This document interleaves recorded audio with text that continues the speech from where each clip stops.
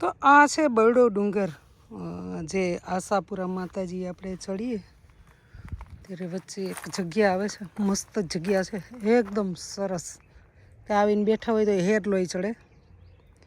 પણ જે માણસો કચરો ફેંકે છે, એક એક જગ્યાએ તમને કચરો, આખા જે સ્થળ સારું સારું છે, બેસવા લાયક છે, ત્યાં પડીકા લઈ આવે છે અને ખાય છે.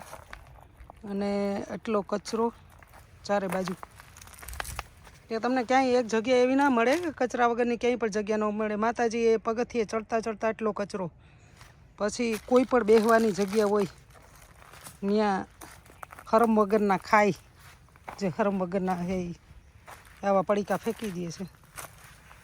તો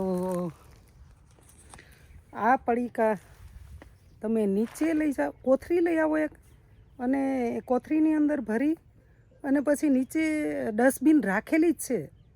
આશાપુરાનું મંદિર માતાજીનું ચડીએ અને નીચે જ્યાં ચોક છે ત્યાં કેટલી બધી ડસ્ટબિન રાખેલી છે. તો ડસ્ટબિનની અંદર ફેંકતા શું વાંધો આવે છે?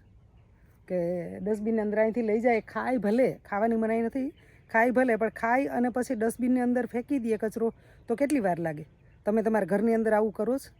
ઘરની અંદર આવી રીતના ખાઈને પડીકું હોલની અંદર કે કિચનની અંદર કે તમારા બેડરૂમની અંદર આવા કચરા ફેંકો છો તમે? તો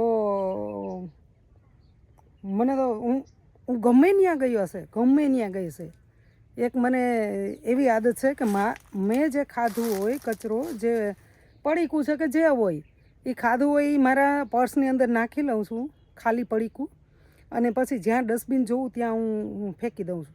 કેમ કે મને એવું ખબર નહીં, કચરાથી એટલી એલર્જી છે. અને આવું સરસ એકદમ કુદરતી વાતાવરણ છે, ત્યાં તમે આવો કચરો ફેંકીને જતા રહ્યો તો તમારો અહીંયા આવવાનો અધિકાર નથી. જે કુદરતી પ્રકૃતિને તમે બગાડો છો, તો તમારે અહીંયા આવવાનો અધિકાર જ નથી. તમે અહીં શું કરવા આવો છો? કચરો ફેંકવા જાઓ છો ખાલી? તો હું તો એમ કહું કે બુડીને મરી જાઓ તમે. તમારા ખાવાના કચરા ગંધારા આવે મૂકી જતા રહ્યો છો. વિમલના પડીકા અને વેફરુના અને ફાકીયુના પડીકા, અને તમે જ્યાં ત્યાં થૂકી નાખો તો સારું નથી લાગતું તમને જરાય? મને એમ થાય કે આવી રીતના હોય.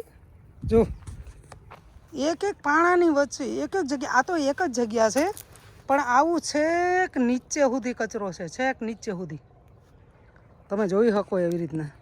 હું તમને બતાવું, છેક નીચે સુધી આ કચરો જાય છે. અને પછી આ વાતાવરણને કેટલું ખરાબ કરે છે એ જ સમજાતું મને તો ખબર નહીં. હું પછી બહુ બોલવા જાઉં ને તો મારાથી વધારે બોલાઈ જાય. અને હરમ વગરના જે નાખીને કચરો ગયા છે એને તો જરાય હરમ નથી, પણ મારાથી ક્યાંક બોલાઈ જાય, નકામમાં સોશિયલ મીડિયા પર એમ કે બોલે છે કે કંઈ અવરું બોલાઈ જાય. કેમ કે હું હજી ઘડી સુધી એવું કંઈ બોલી નથી, પણ કચરા માટે થઈને મારાથી બોલાઈ જાય. તો આવું છે વાતાવરણ આખું. આ તો એક જ એટલી જ જગ્યા છે તમને બતાવવું. બાકી આખી જ્યાં જ્યાં બેસવાની જગ્યા છે, જ્યાં તમે જાઓ ને ત્યાં આવા પડીકા છે.